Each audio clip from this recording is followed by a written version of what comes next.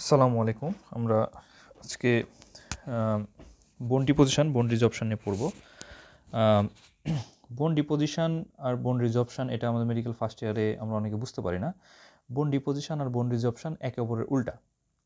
বোন ডিপোজিশন মানে হচ্ছে ওই যে আমরা অনেকে বলি না ব্যাংকে টাকা ডিপোজিট করছি, মানে ব্যাংকে টাকাটা জমা করছে, তাই না? এখন বোন ডিপোজিশন মানে রক্তে অতিরিক্ত যে ক্যালসিয়ামটা হবে বা রক্তে যে ক্যালসিয়াম থাকবে সেই ক্যালসিয়ামটা আমাদের বোনসে এসে এসে এসে জমা হবে। এই যে বোনসে এসে এসে জমা হচ্ছে এটাকে বলা হয় বোন ডিপোজিশন। আর বোন রিজর্পশন জিনিসটা কি? বোন রিজর্পশন হচ্ছে যদি কোনোভাবে রক্তে বোন ক্যালসিয়ামের প্রয়োজন হয় বা শরীরে কোনো জায়গায় ক্যালসিয়ামের প্রয়োজন হয়, আমাদের শরীরে তো ক্যালসিয়ামের প্রয়োজন হয়, আমাদের নিউরনের সিগন্যাল এক নিউরন থেকে আরেক নিউরনে পৌঁছানোর জন্য ক্যালসিয়ামের প্রয়োজন হয়। এরকম বডিতে আর বিভিন্ন কারণে ক্যালসিয়ামের প্রয়োজন হয়, বিশেষ করে সিগন্যাল ট্রান্সমিশনের জন্য ক্যালসিয়ামের প্রয়োজন হয়। তো এই ক্যালসিয়ামটা কোথা থেকে আসে? এই ক্যালসিয়ামটা হচ্ছে বোনস থেকে ভেঙে ভেঙে ভেঙে ভেঙে ক্যালসিয়ামগুলো আমাদের রক্তে আসে। তো এই যে বোনস থেকে ভেঙে ভেঙে রক্তে ক্যালসিয়াম আসছে এটাকে বলা হয় বোন রিজর্পশন।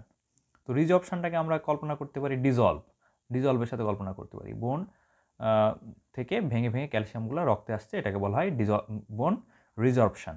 আর বোন ডিপোজিশনটা কি? রক্ত থেকে অতিরিক্ত ক্যালসিয়ামটা আমাদের বোনসে যে জমা হচ্ছে এটাকে বলা হয় বোন ডিপোজিশন। এখন আমাদের বোনসের বিভিন্ন পার্ট আছে, যেমন বোনসের একদম প্রান্তের দিকে থাকে এপিফাইসিস। আমরা এই ছবিতে দেখতে পাচ্ছি এপিফাইসিস সবার প্রান্তে থাকে। এরপরে থাকে এপিফাইসিয়াল, সাদা একটা অংশ দেখতে পাচ্ছি সেটা হচ্ছে এপিফাইসিয়াল প্লেট। এরপরে থাকে মেটাফাইসিস, তারপর থাকে ডায়াফাইসিস। তো এপিফাইসিস আর এপিফাইসিয়াল প্লেটের মধ্যে যে অংশটা, এপিফাইসিস আর মেটাফাইসিসের মধ্যে যে অংশটা সেটা হচ্ছে এপিফাইসিয়াল প্লেট। তো এপিফাইসিয়াল প্লেট জিনিসটা কি? এপিফাইসিয়াল প্লেটটা হচ্ছে এখানে এক ধরনের কোষ থাকে যেটাকে বলা হয় বোনসের স্টেম সেল। প্রত্যেকটা আমাদের শরীরের প্রত্যেকটা অংশে স্টেম সেল থাকে। স্টেম সেলটা কি? বডির যে কোনো অংশে অন্যান্য যে কোনো সেলে কনভার্ট হতে পারে। যেমন আমাদের ব্লাডের যে কোনো ব্লাড সেল তৈরি করতে পারে পিউরিপটেন্ট হেমাটোপয়েটিক স্টেম সেল। এরকম আমাদের হাইড্রাতে আমরা দেখছিলাম, হাইড্রাতে ইন্টারস্টিশিয়াল সেল। এরকম আমাদের যে কোনো বোনসে এরকম একটা স্টেম সেল থাকে সেটাকে বলা হয় বোনসে যেটা থাকে সেটাকে আমরা বলা হয় অস্টিওপ্রোজেনেটর সেল। এই অস্টিওপ্রোজেনেটর সেলটা বোনসের যেই কোষগুলো আছে, অন্যান্য যে কোষগুলা অস্থিকোষ, সেই অস্থিকোষগুলো তৈরি করে। এখন অস্থিকোষগুলো কী কী আছে?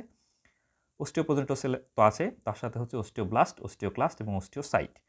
অস্টিওব্লাস্টটা কী করে? অস্টিওব্লাস্টটা হচ্ছে অপরিণত অস্থিকোষ, অস্টিওসাইট হচ্ছে পরিণত অস্থিকোষ, এবং অস্টিওক্লাস্ট যেটা সেটা হচ্ছে অস্থির ম্যাক্রোফেজ।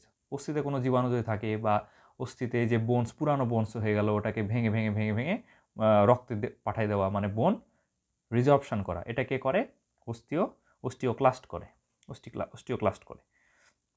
তো অস্টিওক্লাস্টটা মেনলি বোন রিজর্পশনে হেল্প করছে, আর বোন ডিপোজিশন মেনলি অস্টিওসাইটটা করে।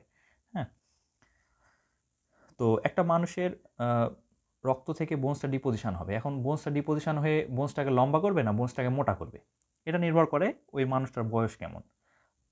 ওই মানুষটার বয়স যদি 20-21 বছর এরকম এর থেকে কম হয় তাহলে আমরা ধরে নেব তার এপিফাইসিস এবং মেটাফাইসিসের মধ্যে এপিফাইসাল প্লেট আছে। যদি 20 বছর 21 বছরের কম হয় আমরা ধরে নেব তার মধ্যে এপিফাইসাল প্লেট আছে। এপিফাইসাল প্লেট আছে মানে তার মধ্যে অস্টিওপ্রোজেনেটর সেলও আছে।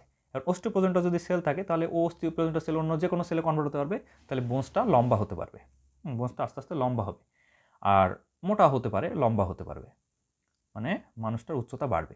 আর যদি তার বয়স বেশি হয়ে যায় 21-22 বছরের থেকে বেশি হয়ে যায় তাহলে আমরা ধরে নিব তার এপিফাইসিস এবং মেটাফাইসিস মার্জ হয়ে গেছে, যুক্ত হয়ে গেছে। তার মানে মধ্যে সাদা অংশ যেটা আমরা দেখতে পাচ্ছি এপিফাইসাল প্লেট এটা নাই। যদি না থাকে তাহলে কি হবে? তার বোনসটা লম্বা হবে না, তার বোনসটা তখন মোটা হবে, ভারী হবে। হ্যাঁ,